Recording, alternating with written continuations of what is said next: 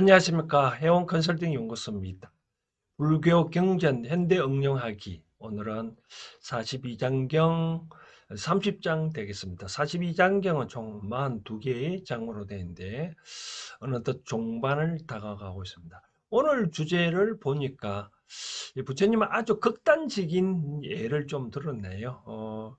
우리가 어떤 욕망을 끊기 위해서 어떤 신체 부위를 절단을 하는 것을 예를 들었는데 뭐 실제적으로 부처님께서 그런 얘기를 했었는지 모르겠지만 이 경전에 이렇게 나와 있으니까 한번 이 경전 원문을 살펴보고 이것을 또 현대적으로 어떻게 응용하고 또 실생활에 적용을 해서 일상생활에서 내 삶을 풍족하게 할 수 있는 방법이 뭔지 한번 제시를 해보고자 합니다. 먼저 그렇다면 부처님께서 말씀하신 42장경 30장 원문부터 살펴보도록 하겠습니다.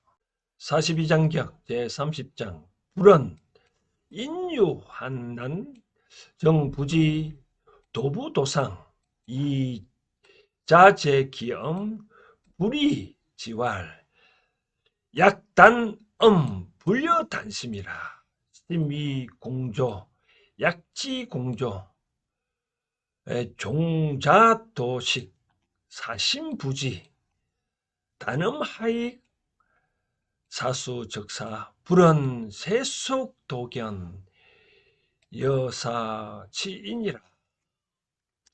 여기서 공조란 말은 관아의 우두머리는 뜻인데 따져보면 지자로 보면 지자로 뜻으로 앞에 나가서 리드자 오케스트라에 지휘하는 사람을 예를 들면 그런 식으로 해석하면 될 것 같습니다.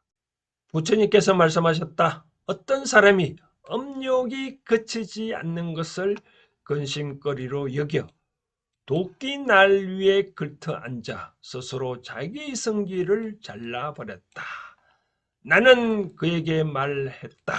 성기를 끊는 것은 마음을 끊는 것만 못하다. 마음은 한 무리의 지휘자와 같으니 지휘자가 지휘를 그치면 그를 따르는 이들도 모두 그치게 된다. 이와 같이 삿된 마음을 그치지 아니하면 성기를 끊는들 무슨 유익하겠느냐. 그 사람은 곧 죽어버렸다. 쇠속의 뒤바뀐 소견들이 이 어리석은 사람과 같다. 라고 하셨네요.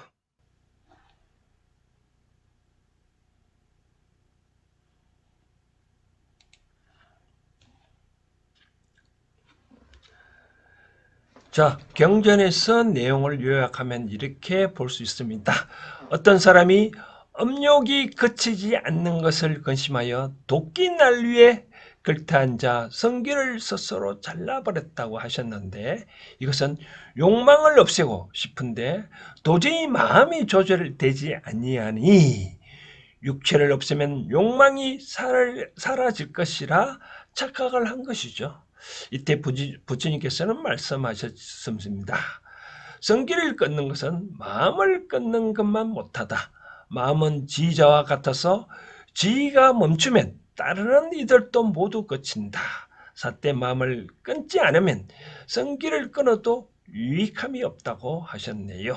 결국 그 사람은 극단적인 행동으로 목숨을 잃었다고 경전은 말합니다.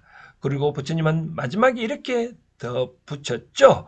세상의 뒤바뀐 견해가 바로 이 어리석은 사람과 같다라고. 즉 문제의 근본을 보지 못하고 그 모습만 해결하려는 태도가 바로 뒤바뀐 소견이라는 것입니다. 이 짧은 이야기의 핵심은 아주 명확합니다. 욕망의 근원은 몸이 아니라 바로 마음이다. 마음을 보지 않고 외형만 바꾸면 문제는 절대 해결되지 아니한다. 근본을 보지 못하면 고통은 계속될 수밖에 없다는 것을 이러한 가르침은 2000년이 지나도 변함없이 우리의 삶을 꿰뚫는 지혜입니다. 부처님은 마음을 지휘자에 비유합니다. 오케스트라를 떠올려 보세요. 지자가 지봉을 멈추면 바이올린도 첼로도 플루트도 모두 연주를 멈춥니다. 즉 마음이 멈추면 행동도 욕망도 따라 멈춘다는 뜻입니다. 이 시대에도 비슷한 일은 많이 있습니다. 스트레스를 먹는 것으로 풀려는 사람, 쇼핑, 음주술, 스마트 중독된 사람, 관계에서 집착, 질투, 충동적 감정 폭발.